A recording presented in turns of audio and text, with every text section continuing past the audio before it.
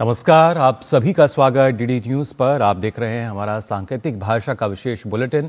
आपके साथ मैं हूं मुकुल शर्मा, मेरे साथ मौजूद है मेरी सहयोगी दीपाली। आज दिन भर जो खबरें रहने वाली हैं सुर्खियों में, उनसे आपको रूबरू करेंगे, लेकिन सबसे पहले नजर डाल लेते हैं इस वक्त की हेडलाइंस पर। प्रधानमंत्री नरेंद्र मोदी आज से 3 देशों की यात्रा पर जॉर्डन, इथियोपिया और ओमान के साथ द्विपक्षीय, क्षेत्रीय और वैश्विक हितों के मुद्दों पर करेंगे बातचीत।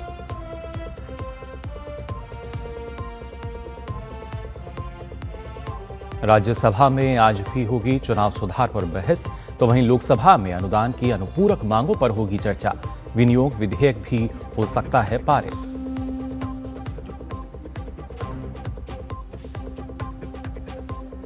बीजेपी के नए कार्यकारी अध्यक्ष नितिन नवीन का आज पार्टी मुख्यालय में होगा अभिनंदन समारोह। दिल्ली की मुख्यमंत्री रेखा गुप्ता करेंगी एयरपोर्ट पर स्वागत।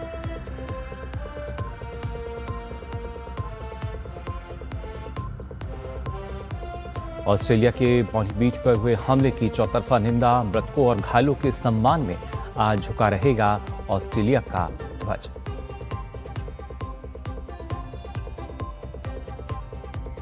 स्क्वैश के इतिहास में भारत की ऐतिहासिक उपलब्धि, चेन्नई में हांगकांग को मात देकर जीता पहला वर्ल्ड कप।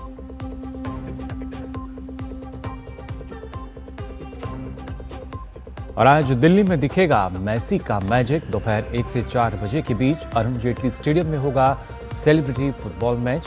ट्रैफिक पुलिस ने जारी की एडवाइजरी।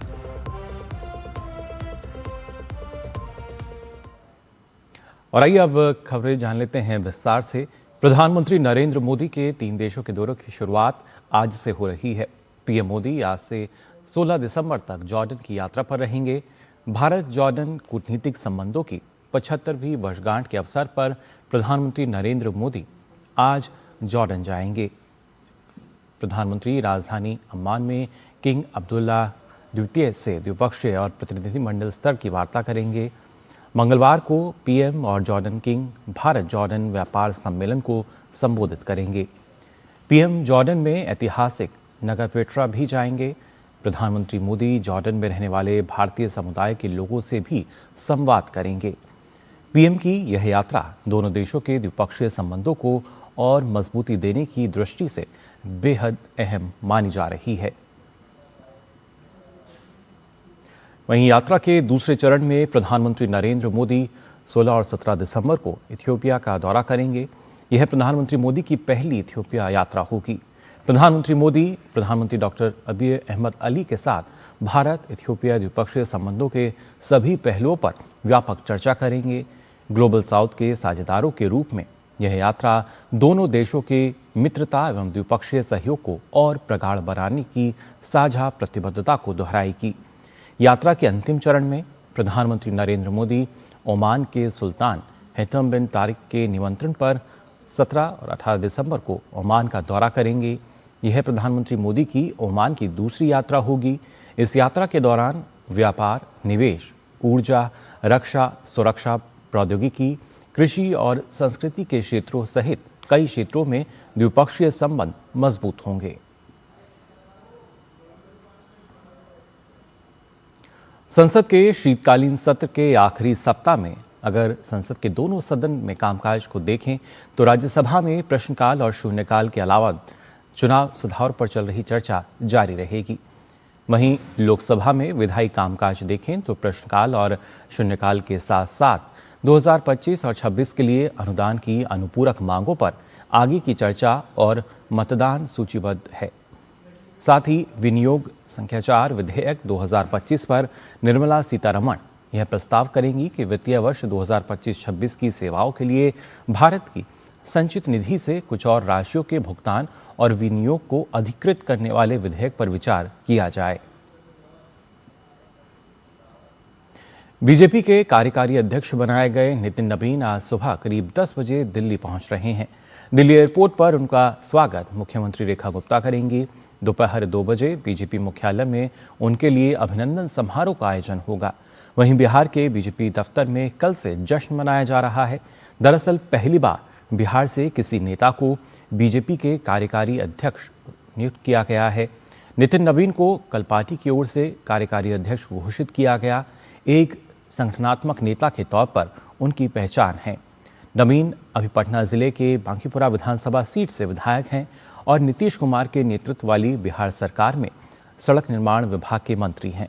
नितिन नवीन भारतीय जनता पार्टी के अनुभवी नेता और पूर्व विधायक स्वर्गीय नवीन किशोर प्रसाद सिन्हा के पुत्र हैं। 42 साल की उम्र के श्री नवीन पार्टी के इतिहास में सबसे कम उम्र के कार्यकारी अध्यक्ष बने हैं। ऑस्ट्रेलिया के सिडनी में स्थित दुनिया के सबसे मशहूर बीचों में से एक बॉन्डी बीच पर यहूदी त्योहार हनुक्का के जश्न के दौरान हुए हमले में 16 लोगों की मौत हो गई। मृतकों में एक बच्चा भी शामिल है। इस हमले में 40 अन्य लोग घायल हुए हैं, जिन्हें अस्पताल में भर्ती कराया गया है। घायलों में 2 पुलिस अधिकारी भी शामिल हैं। अधिकारियों के अनुसार ये हमला यहूदी समुदाय को निशाना बनाकर किया गया। हनुक्का के पहले दिन का जश्न मनाने के लिए बॉन्डी बीच पर सैकड़ों लोग एकत्रित हुए थे। इसी दौरान बंदूकधारियों ने गोलीबारी शुरू कर दी। पुलिस ने पुष्टि की है कि हमले को अंजाम देने वाले दोनों बंदूकधारी पिता और पुत्र थे।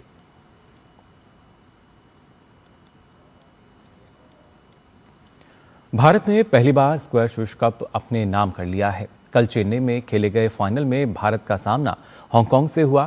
पहले मैच में भारत की जोशना चिरप्पा ने हांगकांग की कायिली को 3-1 से मात दी। वहीं दूसरे मैच में भारत के अभय सिंह ने हांगकांग के एलेक्स लाउ को 3-0 से मात दी। इसके साथ ही भारत ने मुकाबले में 2-0 की बढ़त बना ली है। जबकि तीसरे मैच में भारत की 17 वर्षीय खिलाड़ी अनाहत सिंह ने हांगकांग की तोमातो हो को 3-0 से मात दी। इसके साथ ही भारत ने पहली बार स्क्वैश विश्व कप अपने नाम कर लिया। दिल्ली का Arun Jaitley stadium football icon Lionel Messi की मेजबानी के लिए तैयार है।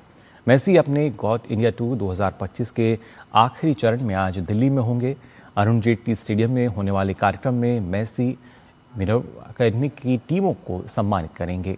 इस टीम ने 3 बड़े यूथ टाइटल जीते हैं।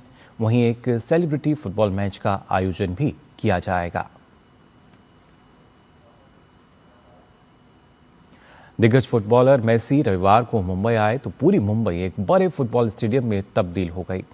गॉट टूर के तहत मेसी रविवार को मुंबई के वानखेड़े स्टेडियम में दिखाई दिए। हजारों प्रशंसकों ने मेसी का गर्मजोशी से स्वागत किया। Global football icon Lionel Messi रविवार को मुंबई के वानखेड़े स्टेडियम में पहुंचे तो ये मशहूर क्रिकेट स्टेडियम मानो किसी फुटबॉल अरीना जैसा दिखाई दिया। इस दौरान कई कलाकारों ने परफॉर्म भी किया। भारत ने दक्षिण अफ्रीका के खिलाफ 5 मैचों की T20 सीरीज के तीसरे मुकाबले को 7 विकेट से अपने नाम कर लिया। इस जीत के साथ ही भारत ने सीरीज में 2-1 से बढ़त भी हासिल कर ली है। धर्मशाला में खेले गए सीरीज के तीसरे मैच में दक्षिण अफ्रीका ने पहले बल्लेबाजी करते हुए भारत के सामने जीत के लिए 118 रन का लक्ष्य रखा। लक्ष्य का पीछा करते हुए भारत की ओर से अभिषेक और शुभमन गिल ने टीम को तेज शुरुआत दिलाई। दोनों बल्लेबाजों ने पहले विकेट के लिए 60 रन जोड़े। इसके बाद तिलक और गिल ने दूसरे विकेट के लिए 32 रनों की साझेदारी की, लेकिन मार्को यानसेन ने शुभमन गिल को बोल्ड कर दिया। वे 28 गेंदों पर 5 चौकों की मदद से 28 रन बनाकर आउट हुए। कप्तान सूर्य कुमार यादव एक बार फिर असफल रहे और 12 रन बनाकर आउट हुए। इसके बाद तिलक वर्मा और शिवम दुबे ने 25 रन शेष रहते भारत की जीत सुनिश्चित की। भारत के लिए अभिषेक शर्मा ने 18 गेंदों पर 3 चौकों और 3 छक्कों की मदद से 35 रन बनाए। तो सांकेतिक भाषा के इस विशेष बुलेटिन में बस इतना ही। आगे देखिए सुप्रभातम। हम दोनों को दीजिए अनुमति। नमस्कार।